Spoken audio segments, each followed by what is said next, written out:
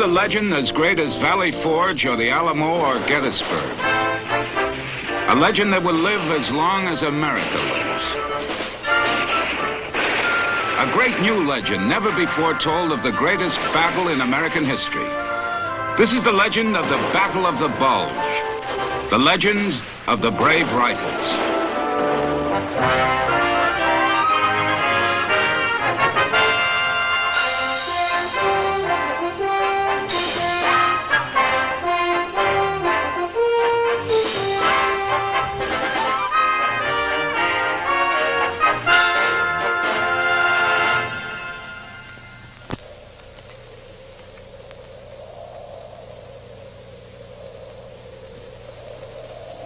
Hello, I'm Arthur Kennedy, and we're at Elsenborn Ridge in Belgium.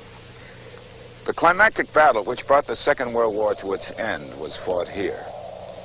It was also the greatest pitched battle ever fought by Americans, the only major engagement ever waged by the United States in winter.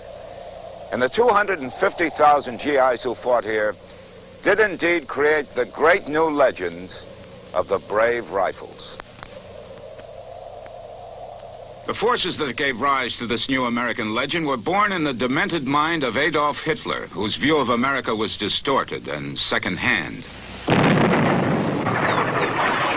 Even when America ended the war and by June of 1944 had joined successfully with the British in the landings in Normandy, Hitler retained his own propaganda image of the Americans as soft and decadent. And he became increasingly drawn to an obsession that the Americans were the weak link in the grand alliance then threatening to encircle him. But for the Americans, these were the golden days of liberation, when the Allied love affair was new. Champagne moments when all these people, in one brief bubbling over of passion, cast off years of defeat and gave us their hearts. And in exchange, we gave them cigarettes and chewing gum and freedom.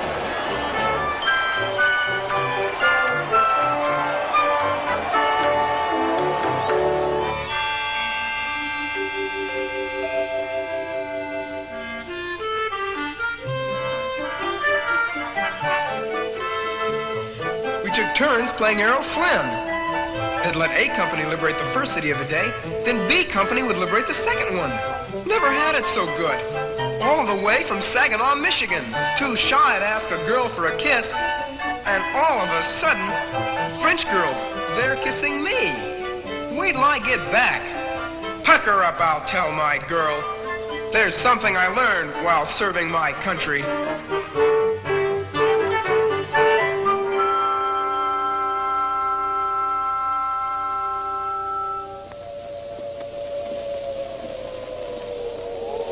As that warm summer embered into autumn, disasters like falling leaves descended on Germany. And Hitler realized that to remain on the defensive would be to wait for death to come.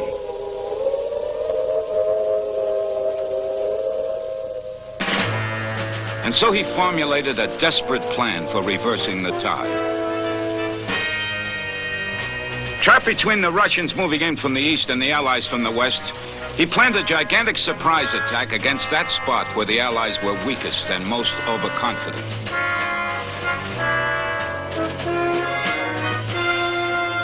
In Belgium, against the decadent Americans spread in far too thin a line along the Ardennes, his panzers would break through, re-seize the port of Antwerp, split the Allied armies in two, and in history's greatest reversal, he, Adolf Hitler, would turn imminent defeat into final victory.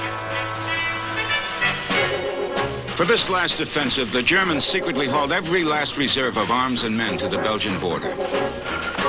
There, the rows of powerful new panzers were reviewed by 29-year-old SS Colonel Joachim Peiper, whose panzers were called the Blowtorch Battalion, because in Russia they'd found joy in burning defenseless towns and shooting unarmed civilians.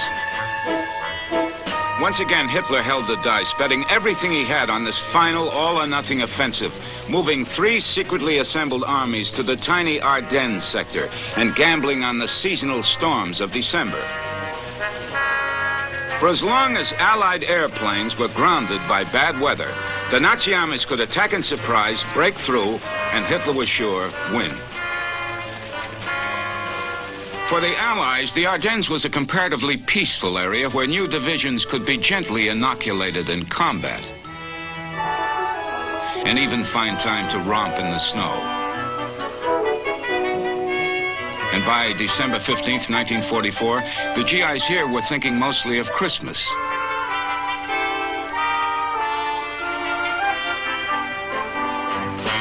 But the thoughts of these SS Panzermen were far less peaceful. They knew what they'd done in the past. They shared the desperation of their leader, Adolf Hitler, and they fully understood the battle orders now issued to them. Soldiers of the Western Front, we gamble everything. This battle, above all, must be fought with brutality in a wave of terror. Thus lives our Germany.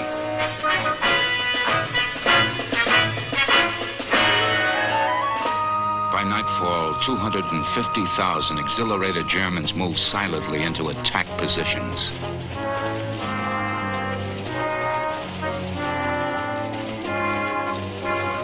Across from them, 100,000 Americans slept unaware. At dawn, December 16th, the surprise reveille sounded for the Americans in the Ardennes.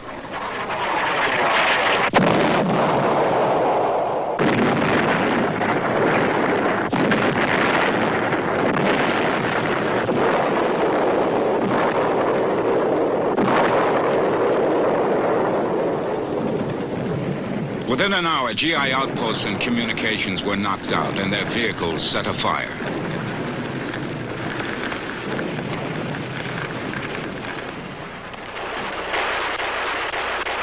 Then the shelling ceased, and from the cloak of fog, German infantrymen emerged, more and more of them, faster and faster.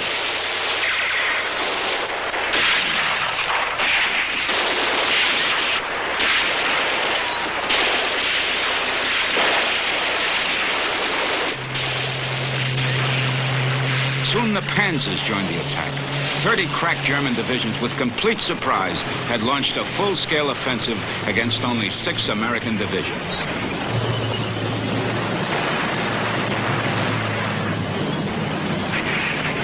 Especially in the center and south of the Ardennes, the surprise German tidal wave seemed invincible. Exultant, the German infantry strode past dead GIs and burning American vehicles.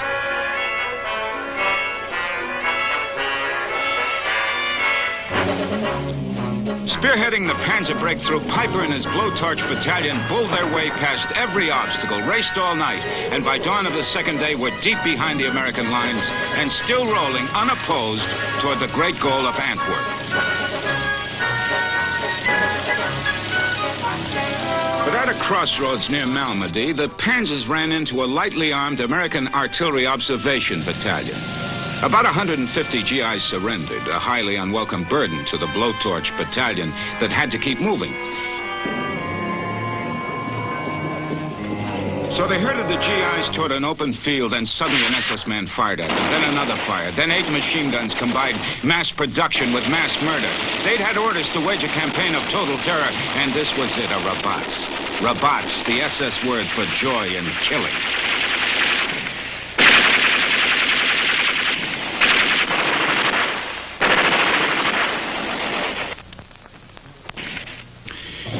The SS Panzers then raced on, regarding the murder of 115 Americans as trivial and the crossroads at Malmedy not worth holding.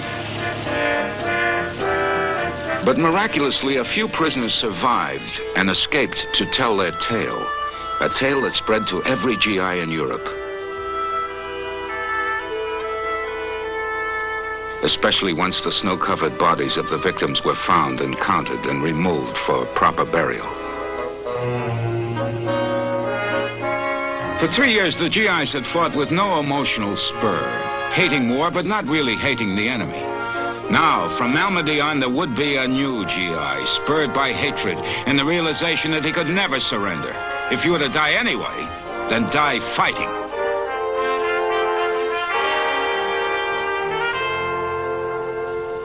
As still another weapon in his campaign of total terror, Hitler the Gambler had loaded the dice.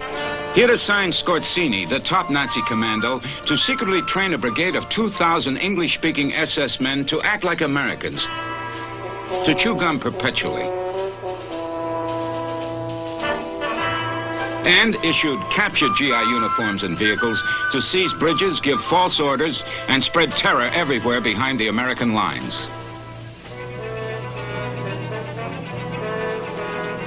But only 7 German-driven jeeps ever got through, and when just one of those 7 jeeps began running out of gas, its English-speaking spy team asked some GIs where they could get some petrol, please. They'd spoken the wrong kind of English. The real GIs captured them, searched them.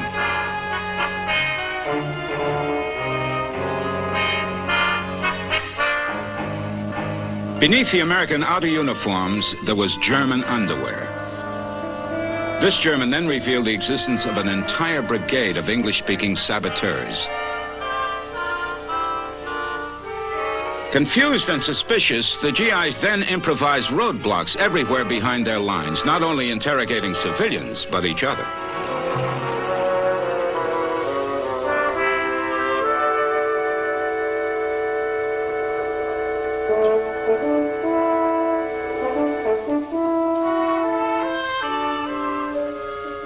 Nervous? We was looking for a craftsman eat every bed and bush in Belgium. Trouble was, how could you tell one if you found one? Wearing our clothes, driving our Jeep, speaking English as good as you and me. I stuck my M1 into the belly of everybody who went by. 2 feet on up to Big Brass, and I asked questions. Like, who plays left field for the Red Sox? Who's Orphan Annie's old man? And, what's the capital of California? And they better answer right back, San Francisco.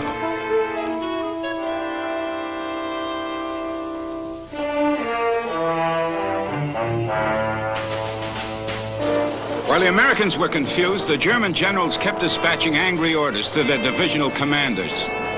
Schnell, mach schnell, get moving. If there's opposition, bypass it, but get on.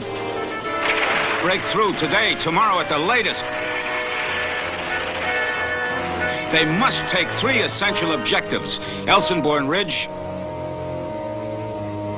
St. Vith, and Bastogne.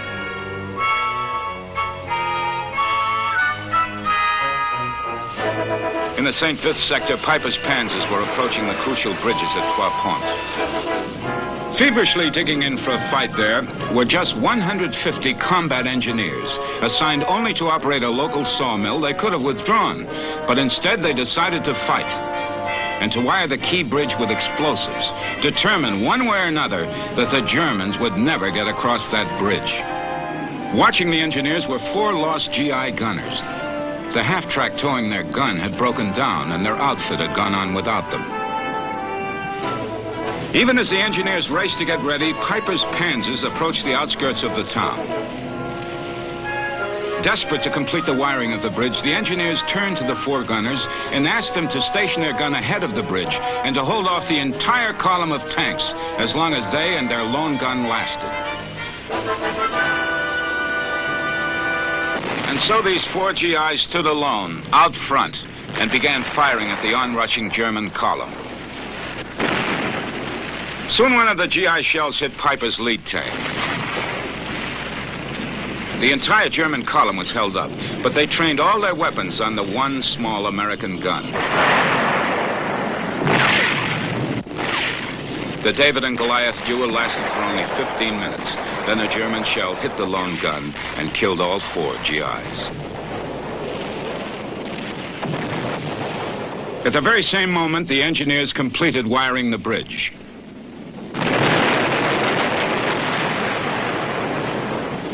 The panzers, their direct route destroyed, would now have to follow a slow and difficult detour.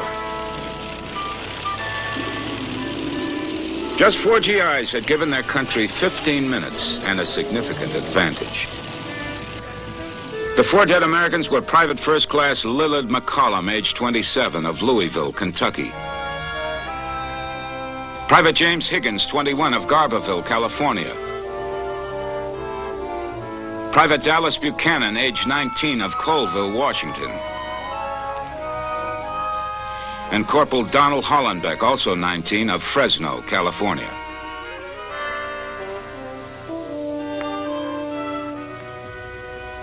Just a few guys.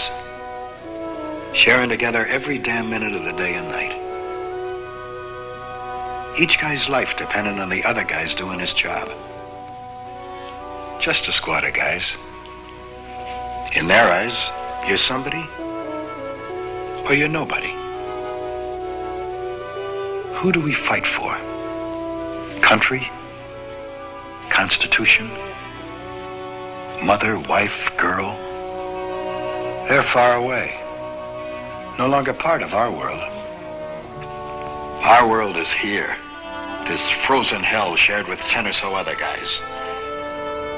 Guys I hadn't even heard of a year ago. Guys I'd never see again if the war were over. Just 10 or so guys. They're the only world I now know, or that matters. Who do you fight for? Live for? Die for? For each other. There really is no one else.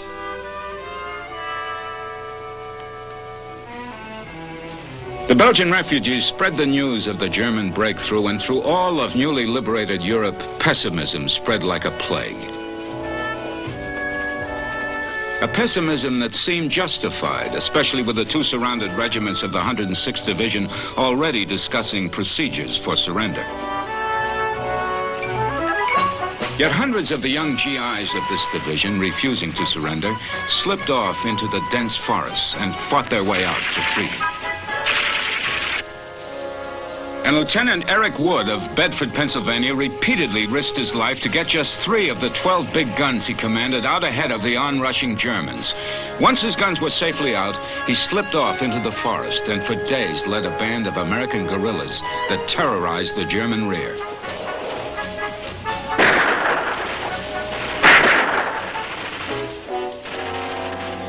When Wood was found in the forest dead, the bodies of 7 dead German soldiers were found with him. But the majority of the surrounded 106th Division surrendered, except for Bataan, the greatest mass battlefield surrender in American history.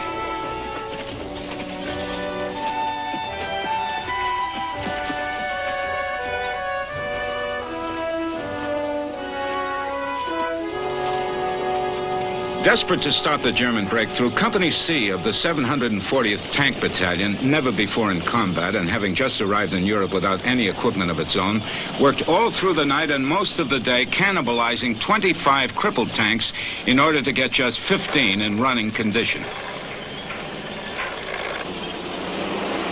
Now these 15 patched up heaps of armor, many without radios, spare parts, or extra ammunition, headed east. These combat virgins were out looking for Germans.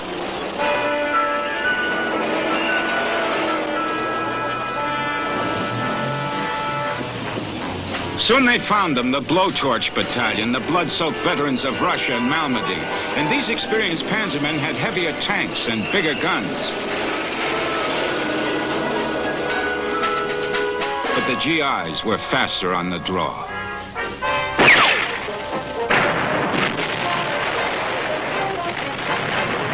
The Panzer went up in flames. Then another of Piper's tanks rounded a curve into range. And the second Nazi tank caught fire. Then a third Panzer poked around the curve. Again, the lead American tank fired first. And the third German tank burst into flames. The Nazis had had it. Piper's up to now invincible Panzers, the leaders of the German breakthrough, retreated and raced back for safety.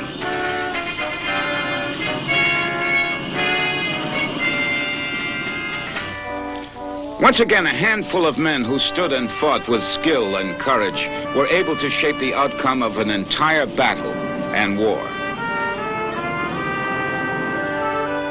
The leader of the American Mickey Mouse tank outfit was Captain James Berry of Smyrna, Tennessee. The marksman in the lead tank, who had never before fired in combat, was Lieutenant Charles Powers of Chicago, Illinois. Inspired by this amazing reversal, the American infantry raced after the fleeing Panzers and surrounded them. The Blowtorch Battalion would no longer be a factor in the great battle. The night of Piper's defeat, other Germans throughout the gloomy Ardennes began seeing and hearing ghosts. In the north, one group saw the lights of what seemed to be a huge American convoy. Actually, Major Robert E. Yates of Marshall, Texas, kept sending his 6 trucks up the road with their lights on, then down again with their lights off, round and round all night, the same 6 trucks.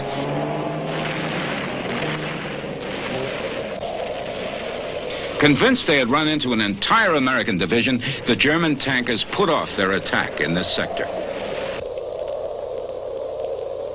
Similarly, outside Bastogne, the Panzermen suddenly held up their drive, as if afraid of the darkness, afraid of the fog, afraid of the ghost-like American army. They spent a nervous night listening to strange noises.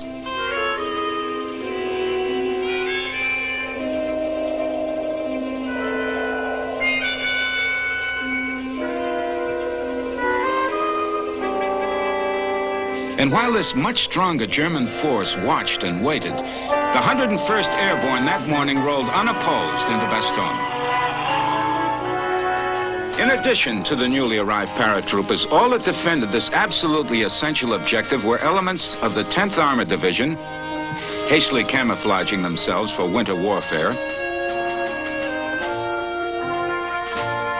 a few artillery units, including a veteran battalion of 155mm gunners, and a ragtag collection of stragglers called Combat Team Foul-Up, who as individuals chose to stand and fight. As for the Germans, their fears had vanished with the night. In daylight, they quickly snapped a steel ring around Bastogne.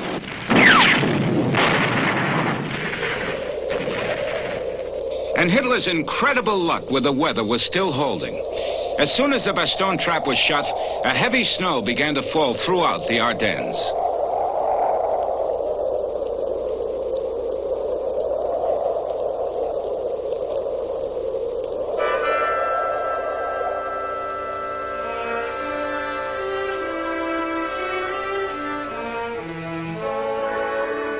We sit around and wait for somebody to sing out, "Here they come." And then it'll start all over again. For laughs, some joker says, "What do you guys like most right now?" And one guy says, "A thick, juicy steak." And another guy says, "Rita Hayworth." And I say, "A pair of dry socks." 'Cause what's important to a man here ain't meat or a woman, but 10 warm toes. For now, this climactic battle had a distinctive shape and name, the Bulge. And to Adolf Hitler, the GI-held peninsula of St. Vith looked like a knife that could cut the throat of his all-or-nothing offensive. And so he sent direct orders to Baron von Manteuffel to take St. Vith at once and at all costs.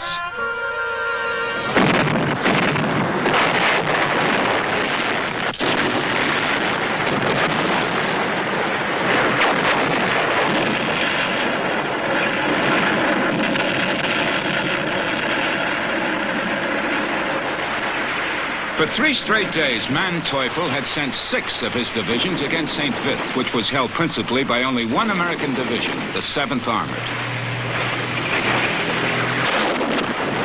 Battered again and again, the badly outnumbered GIs somehow held on, though their ranks became steadily depleted and their ammunition dangerously low.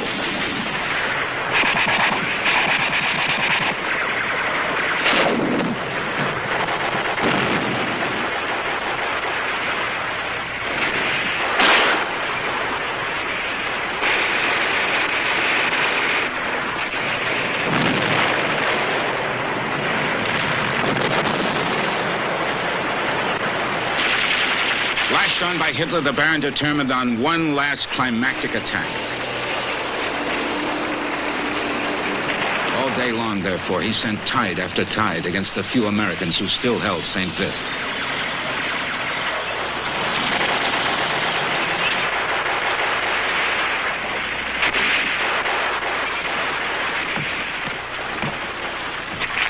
But by day's end, Manteuffel's divisions had again failed to take the town. So they continued the attacks on an even larger scale, on into the night.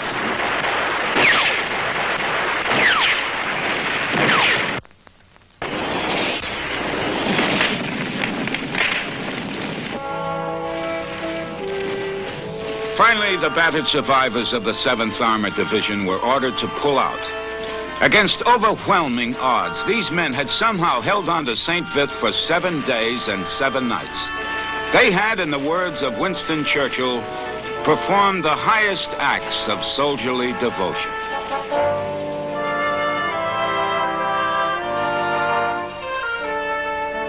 But lofty words about soldierly devotion would have no real meaning to the men now moving up to bolster the line in Belgium.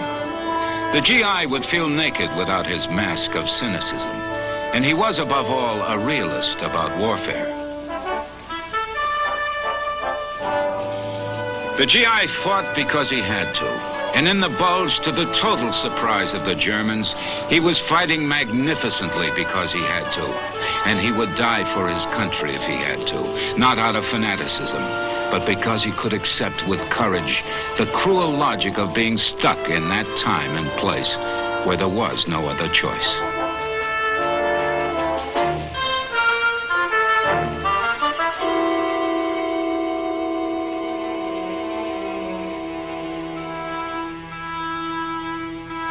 When did courage come? When you're young, you don't believe you can die. Only here, you soon wise up. The moment comes when every soldier stands apart from his living self, stares into his own grave, becomes his own chief mourner. All that first night of combat, I cried to myself. What a waste for me to die, I cried. So young, so strong, so full of desire. By dawn, I'd run dry of tears. I realized the world will go on without me. The world will go on. And when you realize how insignificant you are, then you can accept your own death. Then at last you're a man. A man. And courage has come.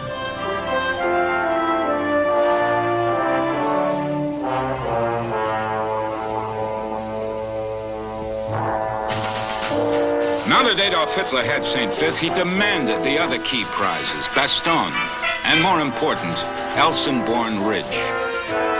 To the Elsenborn sector, Hitler had assigned his strongest army, the 6th Panzers, commanded by burly, boozing Sepp Dietrich, nicknamed the Butcher, since he started as a butcher in a meat market in Bavaria. But after 6 straight days of futile assaults against Elsenborn Ridge, Butcher Dietrich was drinking heavily and sending apologetic messages to his Fuhrer, promising they'd really break through at Elsenborn tomorrow for sure. But Hitler knew he was running out of tomorrows. He demanded Elsenborn today. One last massive assault, Dietrich then drunkenly demanded.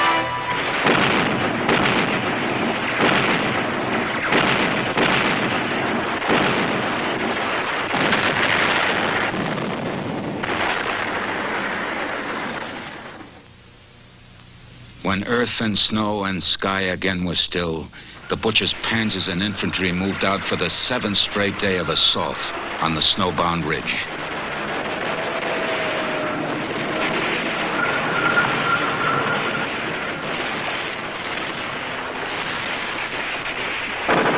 On its sector, the American 99th Division held. So too did the 2nd Division, and the 30th Division, and the 9th Division. But on the 1st Division sector, the Germans broke through, cleaving a gap a half a mile wide. Quickly, Dietrich shot reinforcements through the gap, confident that at last he could report to der Fuhrer they were on the road to Antwerp. But the 1st Division wasn't beaten yet. In the last of the 9th rally, they threw every last GI into the line. Steadily, individual riflemen picked off every German who moved.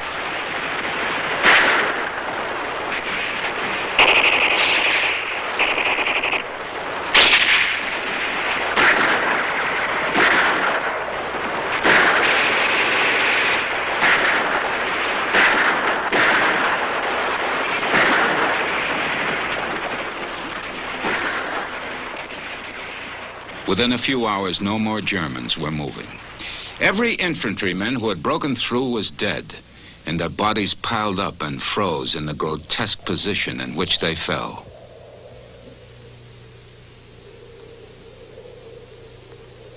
Soon the drifting snow veiled this macabre ballet. These Nazi dances would not be seen until spring.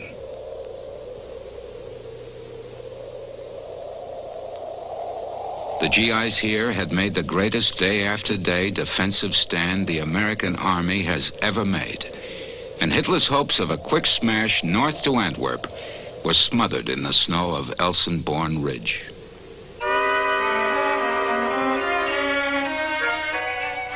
Me, the portrait photographer. Babies, bar mitzvahs, weddings. Never shot a face that wasn't smiling till I got here. Here. Sure, it's a great idea to shoot the war, but not when they're shooting back at you. You think there'd be a limit. Yet each day the lieutenant says, just one more. Shoot just one more patrol. One more skirmish. One more town. Always just one more. One more notch of misery. There is no limit to what a human being will put up with. Even a cameraman, if he has to. And if miseries fall on him like snowflakes, one at a time.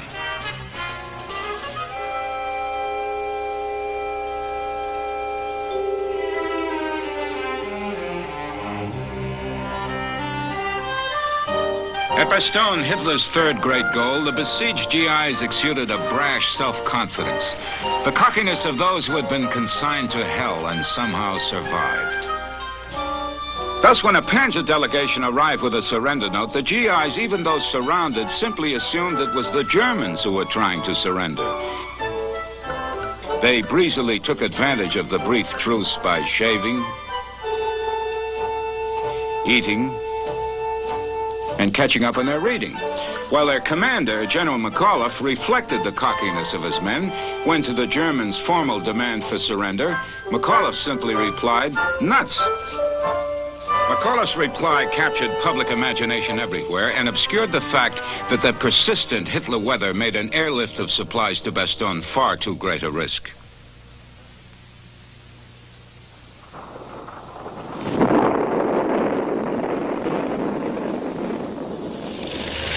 And though relief columns, both British and American, were on their way, it was doubtful if the Steel Cavalry could get there in time.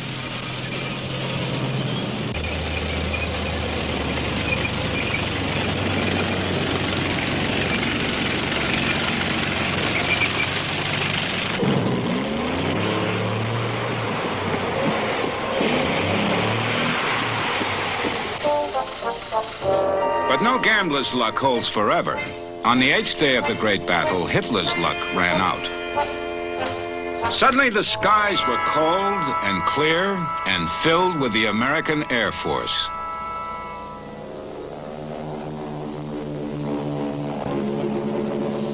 In surrounded Bastogne, things were looking up. For on this day, neither flak nor fire would stop the Air Force from paying off on their promise to the foot soldiers below.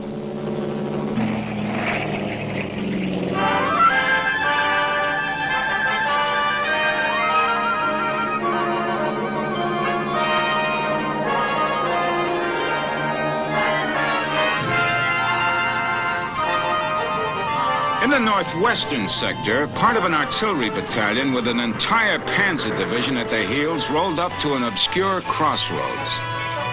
They carried with them the very same 3 guns that in the first days of the German breakthrough, Lieutenant Eric Wood had fought and died a one-man war to save. As the battalion commander, Major Arthur Parker of Leeds, Alabama, studied his map, he came to the amazing conclusion that this crossroads controlled the paved highway to Antwerp. He was thus standing on the strategic key to northwest Europe. Parker then decided that he and his 3 guns would dig in the hills above and defend the crossroads, if need be, against the entire German army. And as other GIs fled through the road junction, Parker talked many of them into joining his impromptu combat team, though they knew they were making virtually a life-or-death choice. But the Germans could also analyze maps. They sent the entire 58th Panzer Corps against the tiny GI force.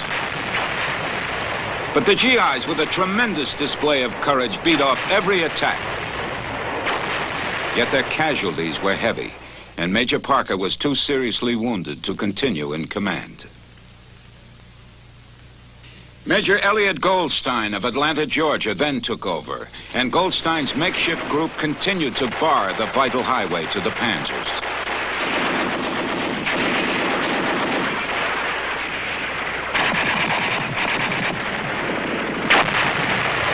Then, against a hurricane of German men in armor, the little force was overwhelmed.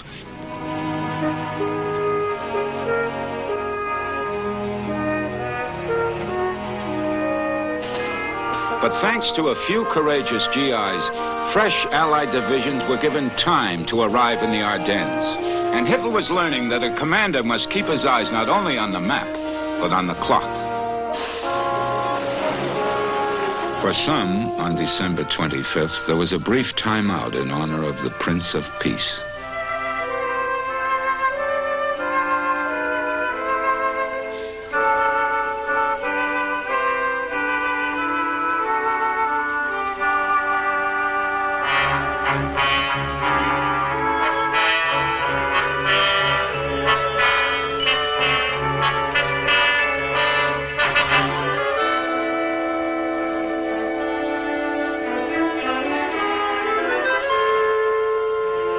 I captured him on Christmas Day, and my first thought was to kill him.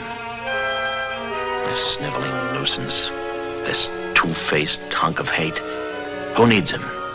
What good is he? The simplest would be to erase him from this earth. But then, who am I to judge them? To hold a rifle doesn't make you God. What are they really like, I wonder? Some are old, some are young, and some are forever lost. Yet steep them in snow and they get frostbite. Scare them and they cry. Wound them and they bleed. What are they really like? They are, most of them, like us.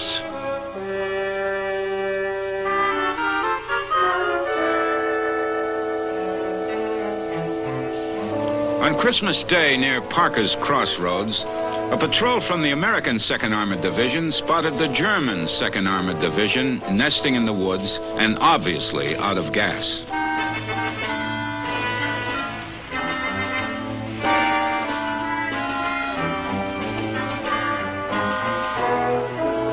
Quickly, the American 2nd Armored got ready for combat, while their commander, Ernie Harmon, roared with pleasure, "The buzzards are in the bag, in the bag." Soon, they were rolling.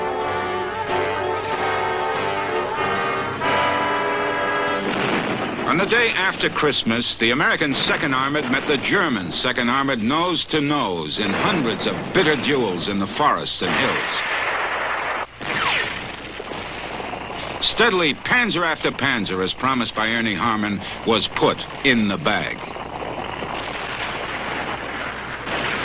Suddenly, a German column threatened to come to the rescue of their dying comrades. But out of the blue, for it was no longer Hitler weather, the Royal Air Force swooped down. This German threat, too, went up in smoke.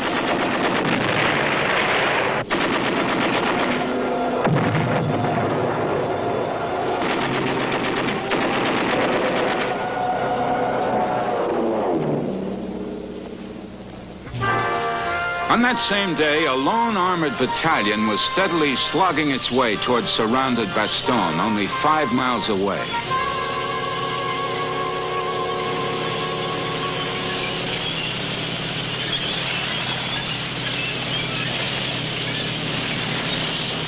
But halfway from their goal, the entire column was held up by 2 German 88s.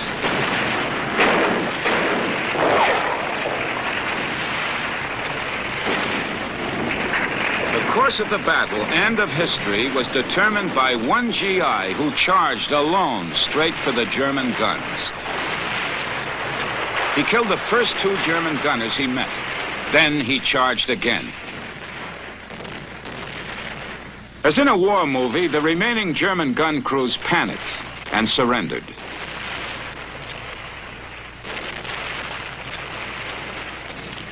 The lone American, who later won the Congressional Medal of Honor for his one-man attack, was a 19-year-old farm boy from Lepanto, Arkansas, Private Jimmy Hendricks.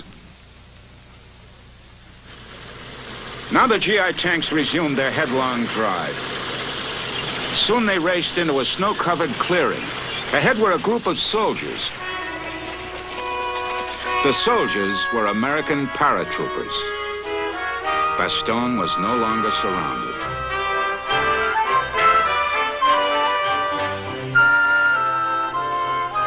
It was a moment not only for jubilation, but for reflection.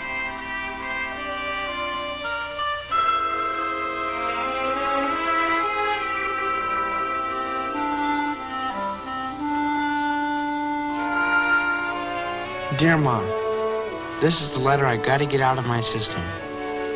The letter without the lies. You ask how I am? Fine. Only cold all the time. And dead tired. But I better get off that subject. Remember Andy? Came home with me in that 3-day pass? He won't be coming home anymore. But I'm coming home, Ma. That's all I think about. Home.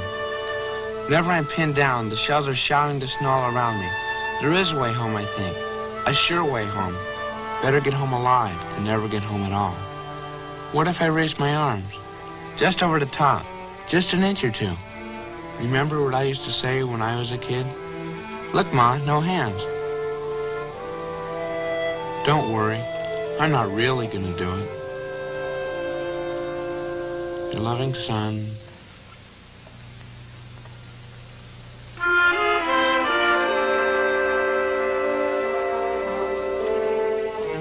Now in January, the Allies decided, with Hitler's troops still pinned down in the Bulge, that here and now, then, now was the time for the great counterblow.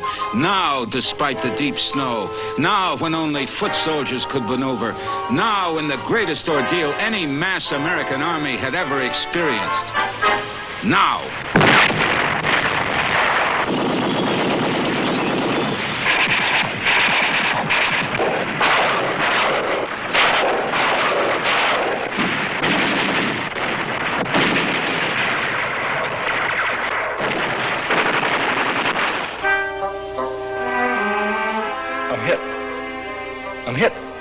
I'm hit. I heard somebody yelling, and it was me who was yelling, I'm hit. Not so much in pain as surprise. It's just what I've been expecting, but not really. Then the pain set in, and the weakness, and worst of all, the panic.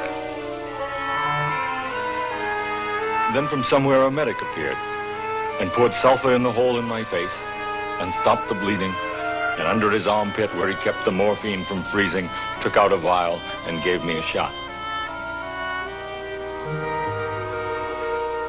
Then they carried me out.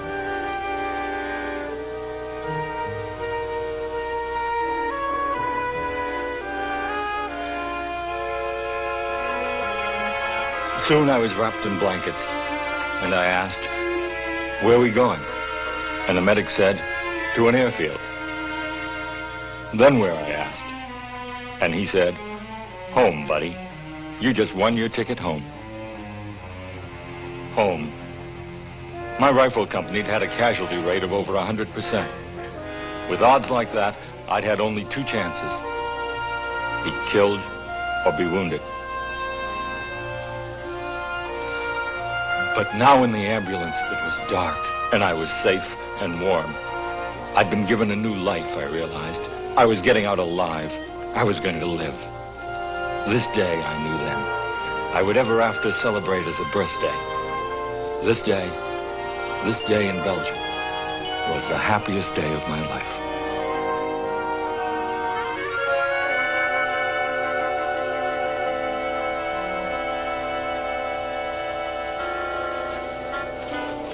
Even as the GIs threatened to cut the Bulge in two, the German high command failed to pull their troops out. Hitler was committing the same mistake in the West that he had made in the East at Stalingrad. And again, it was his men who were paying for their dictator's mistakes. Relentlessly, the GI was burying Hitler's final hopes for victory in the snowdrifts along the roads of Belgium.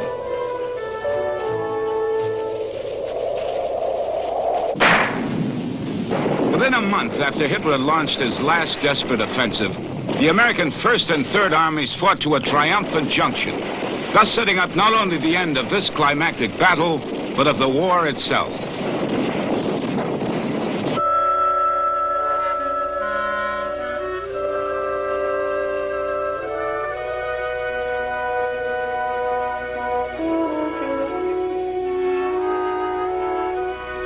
These weren't the guys I come in with in the old 83rd.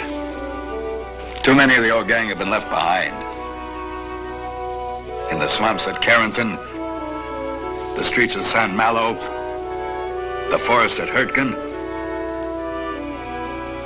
And those who lived, only the dog tag stayed the same. We changed in the Bulge. Learned to live in snow. To eat nothing but cold rations. And always keep firing. Keep moving, never let up. Too many of our buddies died in Belgium. And something in us died too. What died was the softness in our bodies and our hearts. It was them or us. Kill them. Kill them. Kill them. That was the only way we'd ever get home.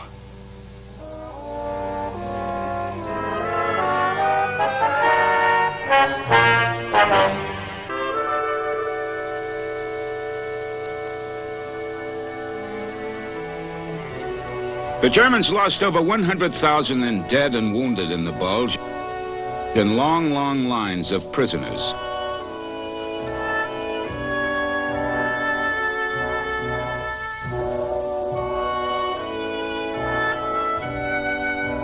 Though American casualties were also heavy, these German soldiers were irreplaceable. And when the Russians rammed straight for Berlin, the Nazis had no reserves with which to stop them.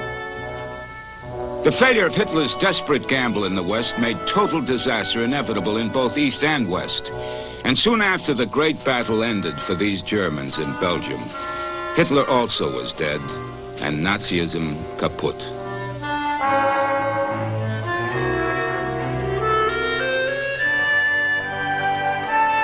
The Bulge was thus the final decisive battle of the war, and in Churchill's opinion, the war's greatest American victory. On New Year's Day, 1945, General Patton sent this lasting tribute to the GIs who fought in the Bulge. Brave rifles, veterans, you have been baptized in fire and blood and have come out steel.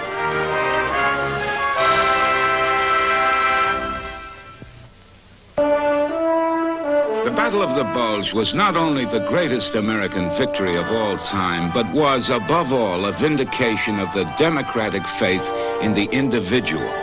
For the fate of this crucial battle was determined in the first few days of defeat and confusion, when individual GIs by ones and twos and tens, numb in body and spirit, without compulsion or witnesses or reasons they could ever put into words, said to themselves, "This is as far as I go. Here I stand, and I guess die."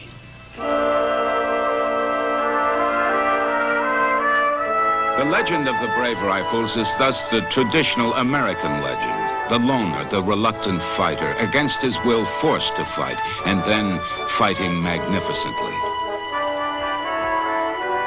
Clearly and forever, the individual GIs who won this battle proved the democratic creed that every man is important. Each life has value, and the life of one man can shape the lives of all men. The individual is important. The individual.